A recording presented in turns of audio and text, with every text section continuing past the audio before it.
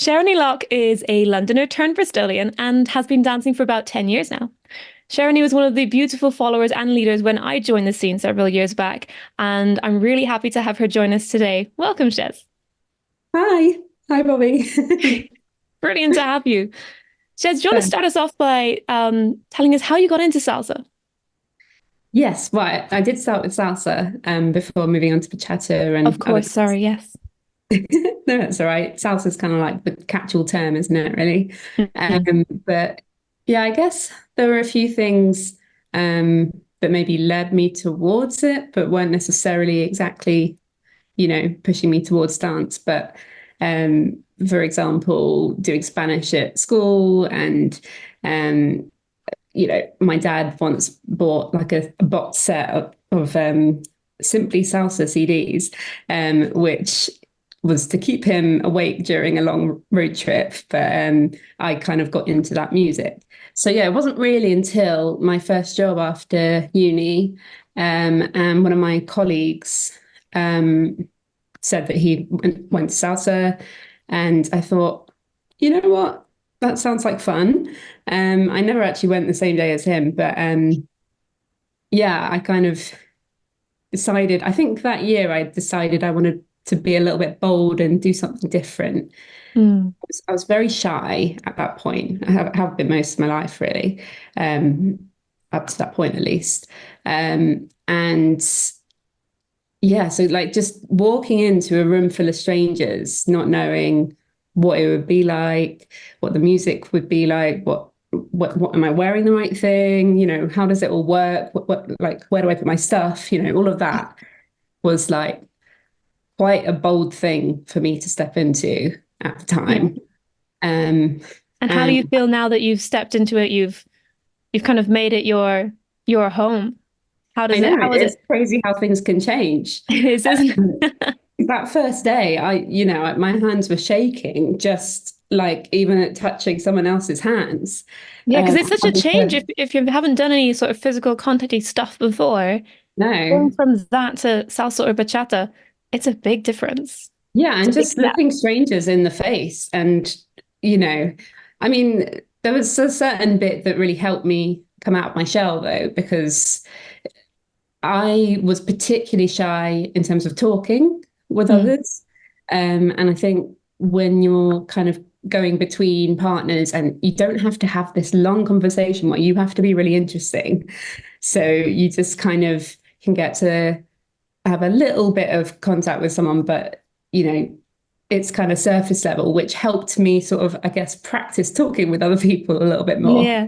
I Yeah, wasn't because a complete hermit at the time, but no, it no, but helped. I'm sure plenty can appreciate that and can resonate with that, that you get that little bit of dip in, test the waters. Okay, that was great. Step out, and then you can chat to someone else. And you get a dance in the middle as well. So you also have that verbal break Yeah, as well. It is really, really well geared up to not throwing you into the social deep end. yeah. Yeah. Yeah, and it kind of because I was already musical from learning piano and guitar, and my family likes to sing together, that kind of thing.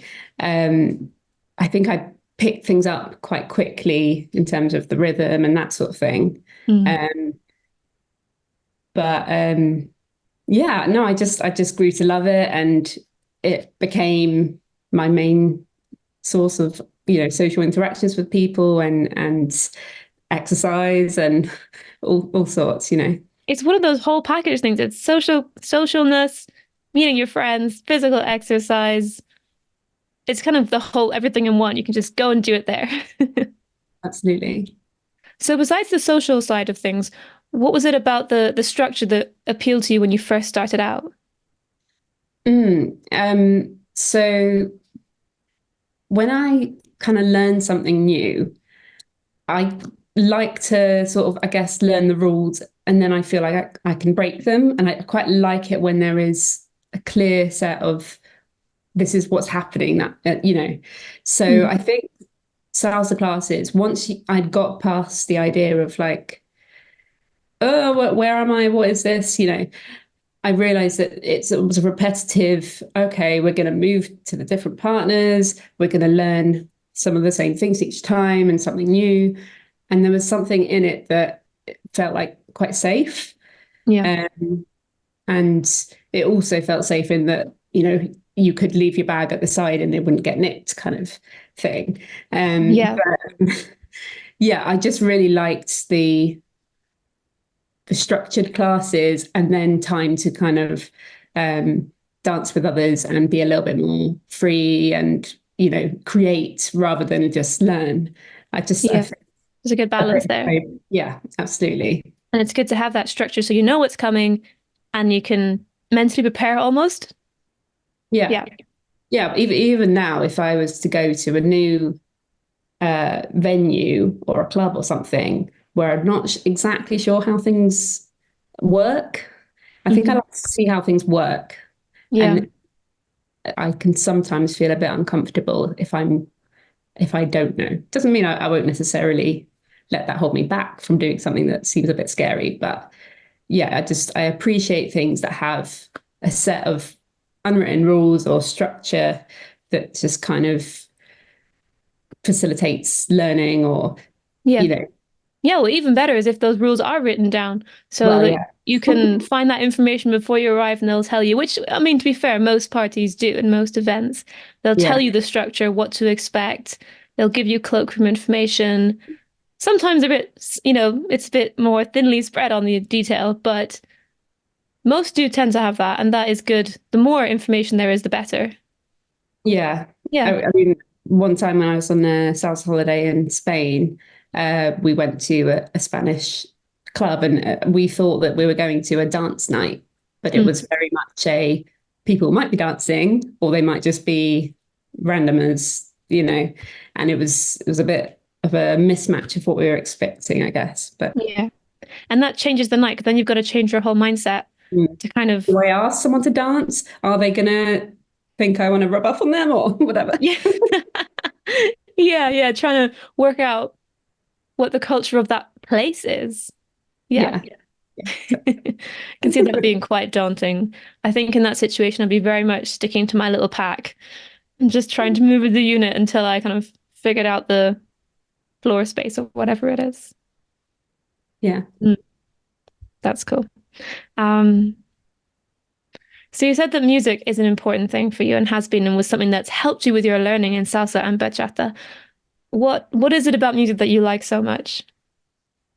I think for me, music, when I was at school, I think I kind of listened to certain types of music in order to fit in with certain groups of people.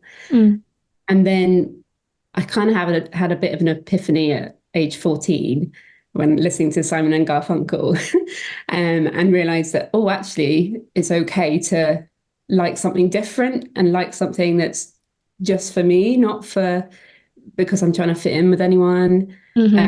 So at that point, I just wanted to kind of explore different types of music. And, you know, that opened up just much more in my own brain. And I can, you know, each bit of music is maybe related to a certain time in my life or something I was going through. Yeah. I also kind of see music as a bit of a language, similar to I see dance as a language in the same way. But just to give some examples, like you almost think of like the notes in music as words. You have to learn how to do them and how to put them together to make sentences. And, you know, maybe the tone, like the instrument you're using, gives kind of a different feeling to what you're saying through the music. Yeah, it And can set the scene. yeah, and the dynamics throughout can tell the story, and there's just yeah, I mean, I did lessons, you know, classical piano growing up, and a lot of that was very much read music and then do what's on the page, Yeah. and not really about kind of I mean, you have some expression through your dynamics and how, you know, loud and soft and the Yeah. feeling of the thing, but there's not a lot of kind of what's the word? thinking on the spot and There's no improvising. spontaneity in there. Yeah, Yeah, improvising, exactly. Yes. yeah. Yeah, So because even it's with dynamics, you have to respect what's already written there in terms of when yeah, you're meant to exactly. have a crescendo or not. So there is a lot of limitation. Yeah, so it was kind of learning those instruments was quite analytical at the beginning, almost, Mhm. reading and repeating from what I'm reading. But somehow, when I went into dance, um, salsa was, and bachata and all the others that I've tried, I've had to learn each time the kind of rhythms and things to watch out for, Mm. which I haven't seen on a page, Yeah, which has meant it's kind of internalized that understanding where the one and the five is, which was unusual for me because I'm more of a, you know, what you see this and then you do it rather than yeah. like, and I can't always explain why I know why that's the one and that's the five, Mm. but I somehow I have this innate thing, You probably can feel because it. I've learned music over the years, how to play Yeah. it. And if it's been a big enough part of your life, it's like when you ask a native speaker, um well, I can't think of any example now. When you ask a native speaker, well, why is that sentence in the conditional tense? Mm. And they kind of just go, because Yeah, that's what sounds right. It just is yeah, correct. yeah, exactly. And unless you've learned why, so you've learned to teach or you perhaps learned another language, it's Mm. just that I know it's right innately from all of my exposure to it. Sounds like you've had that experience with music. Yeah, exactly. And with dance, with different moves being Mhm. your vocabulary that you build up and then are Yes, able to put into these sentences, which then mirror music. Um, yeah, no, I really like it. I love that way of thinking about dancing as a series of words, phrases, conversations between Mm. you and your partner and the music and having that Yeah, give and absolutely. take, and it changes it from that, like that reading sheet music and playing the music. Mm. Suddenly you're talking to each other. Yeah, it's a conversation rather than a routine that I mean, it might be in the class, but when you're on the social floor, Yeah.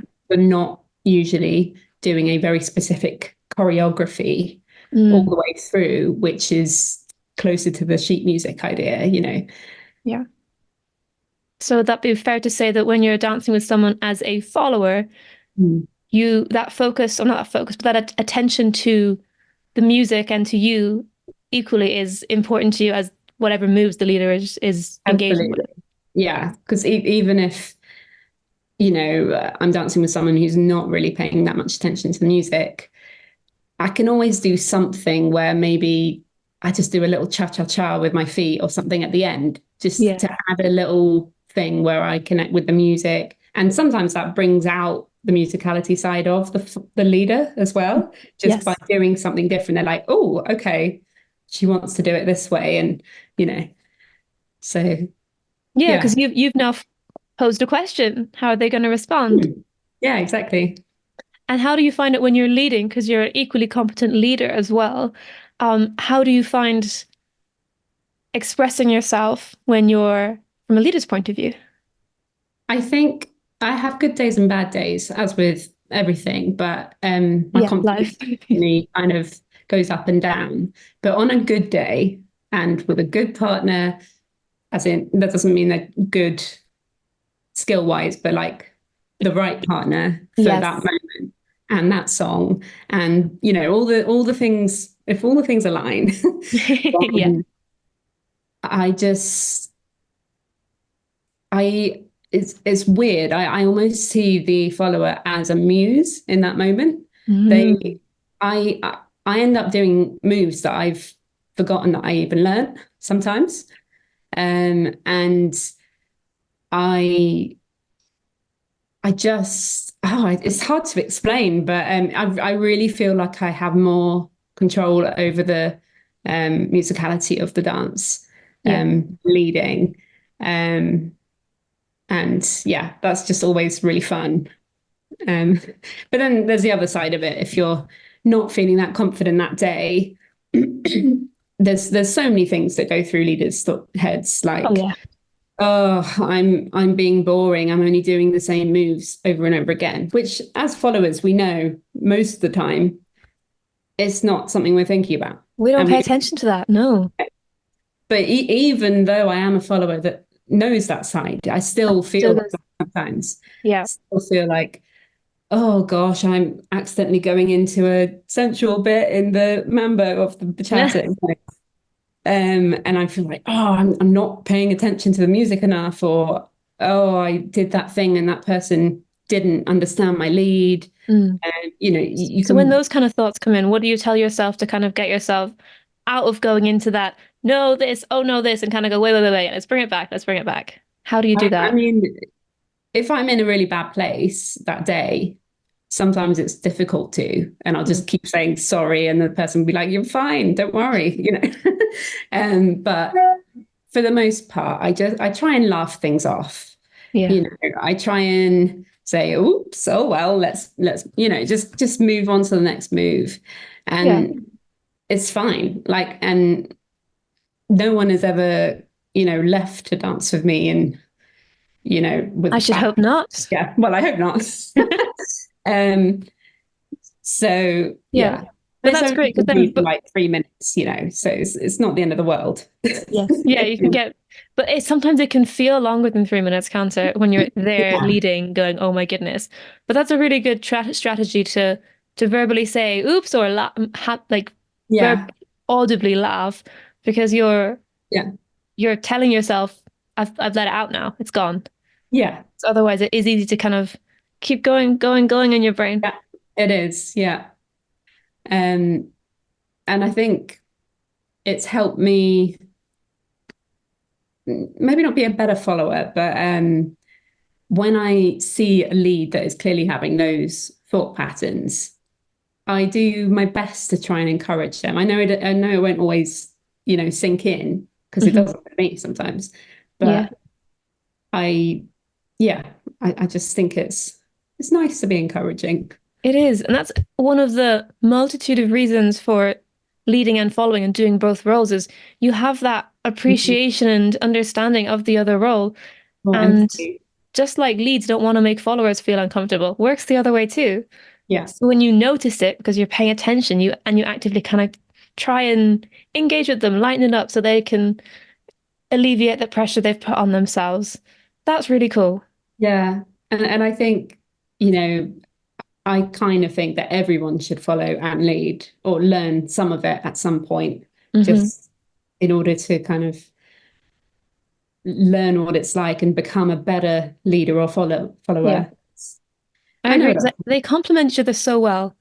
And I know Mm, it's hard going from a competent leader to a beginner follower and vice versa, yeah. but you can just dip in, do a little bit of leading and then go back to following. Mm, And then next week do another little bit and keep building it up. And then you don't feel like you have to go back to basics where you don't know anything again. You can mm. build it up because it's only rewards when you do. Yeah, absolutely. Yeah. So what made you start leading? Um, Made you? well, What inspired you to start leading? hey. So I started leading salsa, and then I think a year later started leading bachata as well, Mhm. um, and kazumba later as well, and all sorts. But I think partly it was because there were about double the amount of women to men at the time. Ah, And I was so bored of just being on the side yeah. for so long. Um, and like almost feeling like you have to catch a lead in order to get a dance. Yeah, well, you do sometimes when it's a very heavy one-way ratio. You have Yeah, to be on your feet, ready to go and grab somebody and get into the middle and stay there. yeah. Yeah. Which did also again help me become more confident because I had to be a bit more assertive in order to get dances. Ah, nice one. But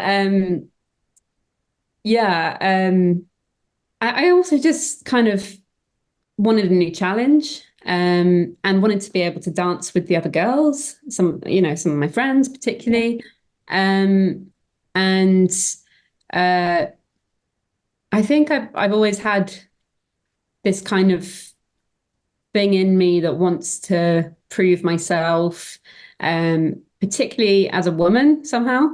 Hmm. And I think just a lot of like movies and things that were, you know, that I consumed, I guess, when I was younger, made me feel like women are put in a box and can only do certain things. Yeah. Uh, Because that is the culture that we've been raised in. There's a lot of putting in boxes of women that this is our role, this is that role, and unfortunately that is a default. When you go into a lesson and they're saying men, women, guys, girls, again they're putting, I know they're doing it to the men as well, but it's yet another one where the women are put into that box.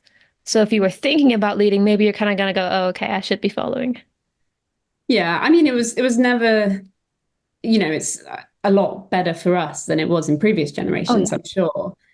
But I mean, when I was young, when I was 8, I decided to be the first girl in the school to play football with the guys. Mm. And again, this felt like a very bold move for me at the Yes. time because I literally was in my ugly pleated brown skirt, so not really in football gear. Yeah. Just got fed up basically with just sitting talking to other girls and picking daisies or whatever we were doing. I Yeah. wanted to do something physical. Um, and so I just kind of stood at the side of the pitch and gradually got on little by Edge your way on little. there. And the boys were like, what is she doing here? Like, you know. And when the ball came my way, I kind of kicked it and they're like, what is she doing still? Um, but I just had to sneak in and get there. And at first, yeah, I was met with a lot of resistance. Like they Hmm. didn't want me there. They didn't want to pass to me in the football games. Yeah. Um, but I persisted. Well done, you. That is Um, not easy. And you're 10 years old. 8, yeah, Oh, eight. Oh my goodness. You're 8 years old. And there's already that clear sense of you're not wanted because you're a girl. yeah, yeah, and But you still persisted. yeah. Well, I mean, one of my teachers saw that I was into it and actually decided to start a girls' football club for after Yes. school, which was awesome. It was mainly me that was really keen to go, but a few others went. Yeah, Um, others who are a little bit curious kind of might think, oh, I yeah, think I could try that. Sherony's doing it. yeah, exactly. And I don't know if you know much about kids playing football at the side of in the playground, but you'd always have two people that were always the captains, and Hmm. they'd always pick from everyone lined up. I started out as last every time. At least they picked me, I guess. But Positive I spin. ended up becoming like third after like their best friends. So Uh-huh. I managed to kind of get up there and but Yeah, even then I was still kind of getting comments like, if I kick the ball through one of their legs, everyone's like laughing at the boy saying, oh, you got nutmegged by a girl, things like that, silly which things. Yeah. like, doesn't matter. I mean, it seems like sport is changing. Particularly women's sport these days, which is awesome. But It's changing. But yeah, it's changing because of people like you who are like, I want to join in. By becoming third in the pecking order, you mm, are showing that this is a skill that we learn. There's nothing about my sex that determines whether or not I can or cannot learn this skill. yeah, and it wasn't like it was professional football where okay, maybe body type actually matters or whatever. But this was just on the playground. Yeah. But yeah, so I think there was a bit of that when I was deciding to lead and Mm. just wanting, yeah, also just, yeah, as I said before, like wanting to have a bit more control over musicality Yeah. and how I, particularly with bachata, like because I understood how some of the moves should feel, I was able to then lead them much easier and do them in a way that isn't going to hurt the girl. Yes. And the way you lead, because we've danced quite a few times together, the way you lead gives me the space to interpret the move as big or as small as I want to. Like you give that space. You're supporting if I want to, like if we're doing like this kind of move that I can go a bit bigger with it, but there's no, you're not flinging me anywhere. No forcing. Exactly. Yeah, you've got that space. And it's cool because there are a couple of leaders that I dance with that will give me the creativity space and will give me space to have more of a response to their call and response Mm. rather than just info dump. But yeah, what we need is leaders who like you, who are like, no, I want to guide the musicality, and then but when you get a response into it, kind of go, yeah, yeah, give me more. That's great. Yeah, I mean, there's always stuff to learn. But yeah, I hope that everyone would feel like that after me leading them. I Yeah. reckon they do because there's you've got a beautiful leading energy. Oh, thank you. Anyone who's around and hasn't danced the shares, you need to. It's like you say, it's difficult to describe energy sometimes, but Yeah. there's always such a connected one when we dance together. Mm. I like it. Yeah, when you dance with someone that the energy between you is so important, isn't it? It's a factor, yes. And it like different types of energy, not just negative, positive, but Oh yeah, someone's having a bit more of a cheeky energy or yeah. um They're complex. and sometimes you can bring the energy out of someone Hmm. by doing something that's a bit quirky or fun, Yeah. um, or being dramatic, as I like to be. Yeah, bringing a bit of whatever personality you're feeling that day, bringing it Yeah. in. But yeah, when you don't receive that or when you try and give it to them, they don't, get that energy with you. It can be really difficult as a dance, right? Yeah, yeah. It kind of feels like if we're not communicating, why are we having this conversation? Yeah, we're just waiting till it's over. Yeah, Yeah. exactly. It's like standing in front of someone and saying nothing. Yeah. If you could give one tip to followers who are thinking of stepping into leading or one piece of advice, what would you give them? They're thinking about it. What should they do? Well, try it on your friends. Hmm. Um, and if there are any, well, if you feel comfortable talking to a leader, you can ask them. I certainly really love seeing women who want to lead, try things out. And I'm always happy to be that guinea pig, you Yeah. know. Um, but yeah, I mean, a few starting tips. I always think leaders go left just because, you never For remember bachata, which way yes. to go. Leaders go left. Um, Yeah. and just, it's okay if you don't know it all at once. Yes. Yeah, just because you're a skilled follower, you can't be a skilled leader suddenly. No, Yeah. it's going to take time, but you will hopefully get there a bit quicker because of your following. Yeah, I If, think they if do you complement each other fit, well. just because you will have an innate idea of what you want to be led, how you want to be led. Yes. Yeah, because you have that opposite experience. Yeah. Yeah. I think the trying on friends thing is good.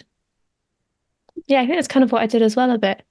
Just because I Yeah. wanted to dance with my girlfriend. So I'd be like, let's go Yeah. dancing. And she'd be like, all right. I think one of the first times I tried leading before ever done a class Mm. was with a friend, Heather, who Yeah. I'd barely met at the time.